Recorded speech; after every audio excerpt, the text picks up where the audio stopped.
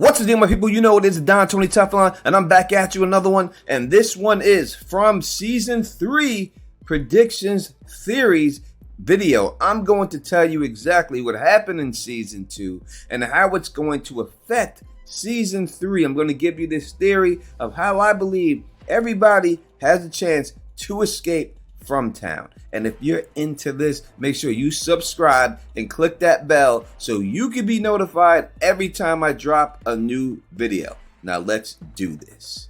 Now, in order for me to explain my theory, there are 4 major points in both of these seasons that we have to discuss. So let's go from the farthest one back and then work our way up. So the first one we have to talk about is Boyd and Sarah and their trip into the woods. Now, a lot of things happened when Boyd and Sarah went into that forest together. We seen Abby covered up in spider webs, and we also got Boyd getting bit by a spider, which cured his Parkinson's disease, which I told you it would back in the day when this first happened. And also we got them going all the way and discovering the lighthouse, right? Those are the most important things that we've seen from this trip and what we got out of this trip. So let's look at the events in order to explain exactly what happened. After Boyd sees Abby, after he was bit by this spider, and he's out there in the woods with Sarah, this is when Boyd gives up what? He gives up hope. He says, there's no sense of doing this. There's no way that I can make it there. There's no way that we can continue doing this. But it's Sarah who gives him hope again and says we must continue this journey to the lighthouse, and that's what Boyd does. At the same time, we see this is when Jim is just about done with his radio tower on the roof. He's doing his coordinates, and the both things that we can see is that it's both nice, bright, and sunny outside. Everybody's having a good time. All these people have hope at this particular time. He then gets the tower up on the roof, and they do a deliberate shot showing you the sun on purpose to show you how nice and bright it is outside. And they get the tower on top of the roof after they hustled. Everybody is outside and everybody is happy. They all got hope and they're all feeling good that there's a possibility that they can get out of here and that this is going to work. Jim starts to test out his machine, and the next scene we see is Boyd and Sarah, and what? The sun is gone and the rain has started. And when they see this rain, after that, this is when they look and put their eyes on the lighthouse for the first time. And how they switch back to Jim is that they use a transition of the lighthouse shining its beam right into the TV screen. So by doing this, they're trying to say that the two things are connected. We get that transition from the lighthouse light all the way to Jim, and now it's dark and gloomy there. The storm hasn't hit yet, but it's on its way there. So we could see that the storm was generated by the lighthouse area first and worked its way all the way over to Jim and everybody else. This is when we hear Jim finally hear the voice that says, you need to tell your wife to stop digging that hole. After that is when we see Tabitha fall down the hole and she runs into Victor while she's in the monster's lair. Victor tells her where they are exactly and that the boy in white is the one who sent him. He told her that she would be coming and for him to wait there for her. After that, Jim makes it home. He looks down in the hole and then they show an up shot and they use that for a transition into Boyd and Sarah. And while Boyd and Sarah in the forest, the storm is at its heaviest. They're making their way to the lighthouse. And then the boy in white shows himself to Sarah. He entrusts her friendship by bringing up her brother's name, which we all know that she's extremely close to her brother. And he says that he was right. This place is angry. The only place and the only way you're going to be safe is if you go inside of this far away tree. Sarah convinces Boyd to go in, and that's where Boyd winds up inside of the well, captured and can't get out. And that's what we're going to pick up. But we have a couple of questions that we need answered. Number one, who was on the radio with Jim? Number two, who started the bad weather and all of that spread throughout the town? And why was it started? I promise you I'll answer all these questions when we get towards the end of the video and more as we go on. But let's go on to part 2 of this theory, and that is Boyd and Martin. So we pick up in season 2, Boyd is trapped inside of this well. He can't find the way out until he hears a voice call to him and ask him specifically, is he real? After convincing this voice that he is real, the guy then says that he will help him escape out of there. Boyd's like he can't climb. The guy specifically says, wait, and then we see a rope come down. After that, Boyd uses this rope to climb out, but before he gets there, he sees a vision of Ellis behind him, and Ellis saying, hey Dad, we're going to take the boat out. After Boyd shakes that off, he then goes up to the top, and when he finally catches his breath, this is when he sees Martin chained to the wall. There are also 2 other skeletons that are chained to the wall also. Boyd pulls his gun on him and he says, now that I helped you, I need you to do something for me. He says, what is that? And he wants Boyd to kill him. After this, Martin then gets Boyd to trust him. How does he get him to trust him? Well, he tells him things that Boyd has been through.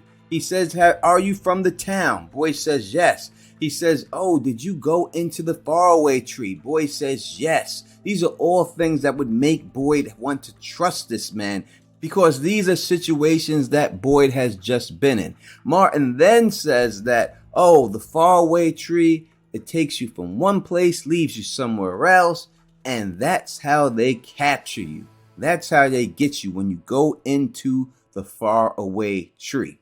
After he has this, Boyd finds out that he's a Marine, another thing that just so happens to touch Boyd because he was in the military. But he tells Boyd he has to get out of there before they come back. When the music stops to play. After this, the music does stop to play, and then this dude attacks Boyd, cuts his arm, puts his blood into him, gives Boyd the blood worms. After he gives him the blood worms, he apparently drops dead. Boyd then grabs the torch and then leaves this place with the torch.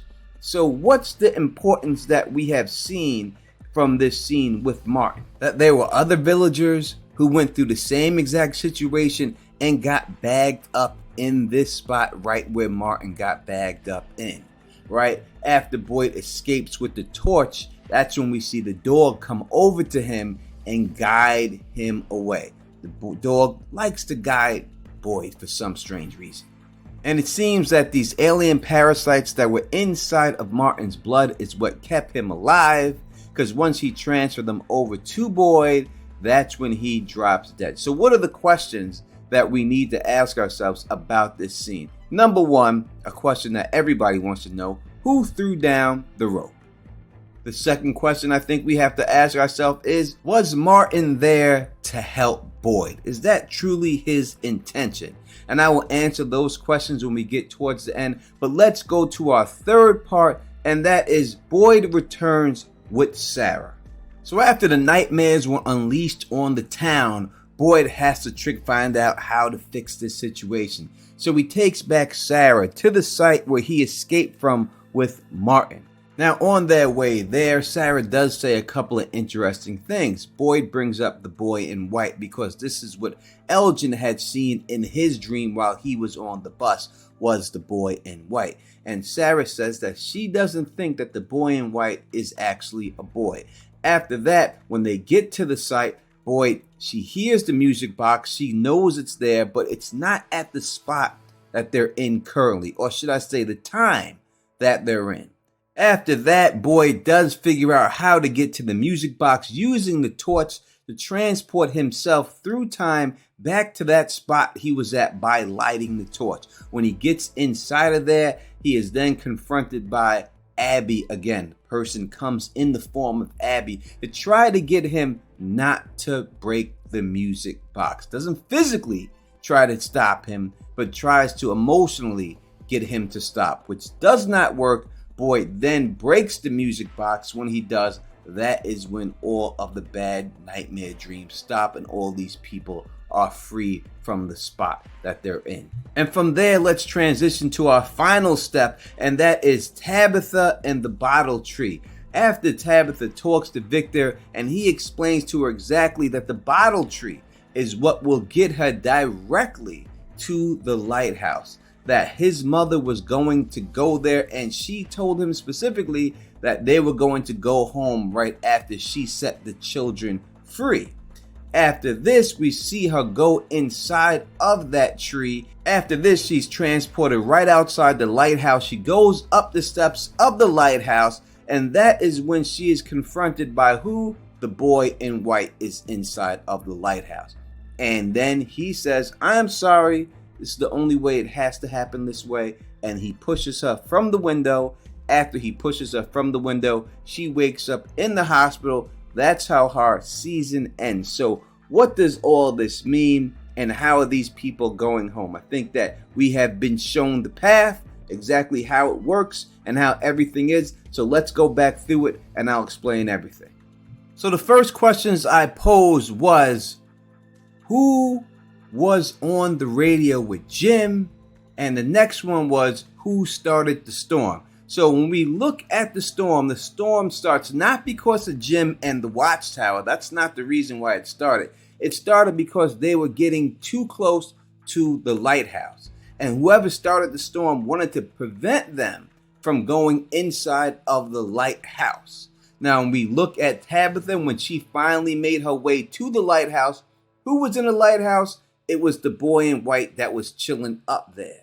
So when I look at these two questions, who started the storm, the only answer that makes any sense is it was the boy in white to prevent them from getting inside of the lighthouse. He did this whole front like, I'm trying to save you. Go inside this far away tree and you'll be safe. It sent Sarah back to town, where we seen later that they wanted to put Sarah in the box and kill her. She's going to the box. So was Sarah really safe going back to the church? No, she wasn't. And then it sent Boyd in the well where he ran into Martin. So when we look at the second question, who was on the radio with Jim, we have to ask ourselves, who knew everything that Jim heard on that radio? Who knew his wife was digging a hole? Who knew she was digging a hole at that particular time? And the answer is only one person, and that is the boy in white. How do we know this? Because Victor says it himself.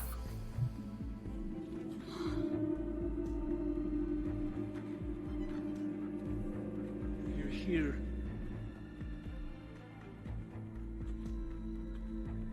He said that you would come. What? Boy in white?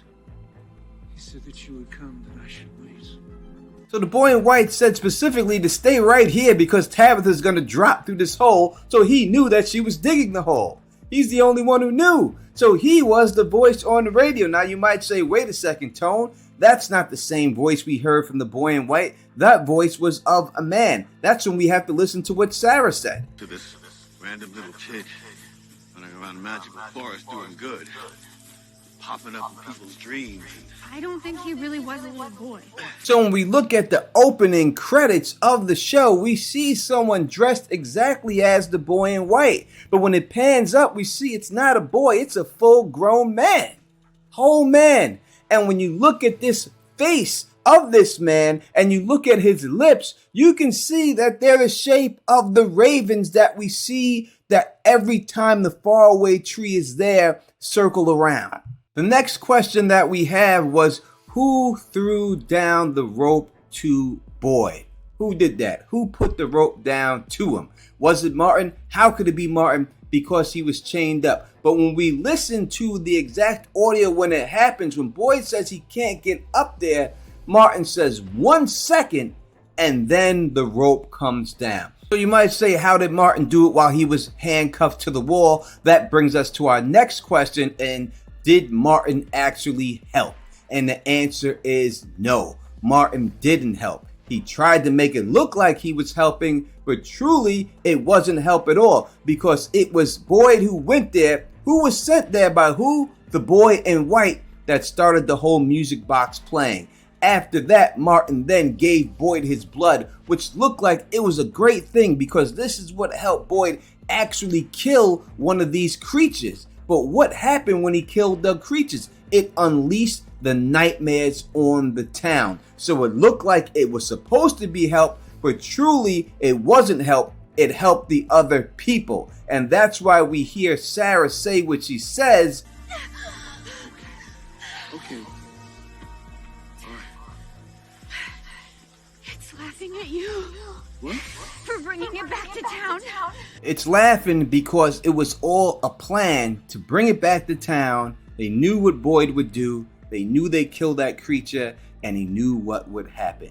A new terror. Why? Because these people have learned to live with these creatures. They were no longer a threat. You got a talisman, you stayed in the house, everything was good. They needed a new threat, and this is what the new threat was. Which brings us to the final question that we should ask ourselves, and that, who is behind this whole situation? Who is the one pulling the strings, and why is it going down like that? Well, when we look at the evidence, there is only one person that we can see that's behind this whole thing, and that is the boy in white. When Tabitha finally gets to his lair and finally makes it to the lighthouse, he pushes her out of this reality. How does he do that? Well, let's take a look and see how it goes down. In that lighthouse, we see that there's a torch in between there that's shining a light on this whole situation. We've seen that when Boyd went back, he had to light the torch, and that's what put him back into the place where the music box was. When he didn't light the torch and it went out, that's when he was returned. So most likely that torch has to be put out in order for everybody to go back, and he'll do anything to prevent that from happening, because the boy in white is not a boy. He's not even a human. But we'll leave it right there. You tell me in the comment section what you think. Do you think the boy in white is behind everything that we've seen? Everything that I just told you? He truly is, and I'm telling you, he's not a boy. He's not even human. And if you like the way I do this, please thumbs up this, spread this across the realm, and of course, subscribe. And until next time, you know who it is. Peace and stay sexy.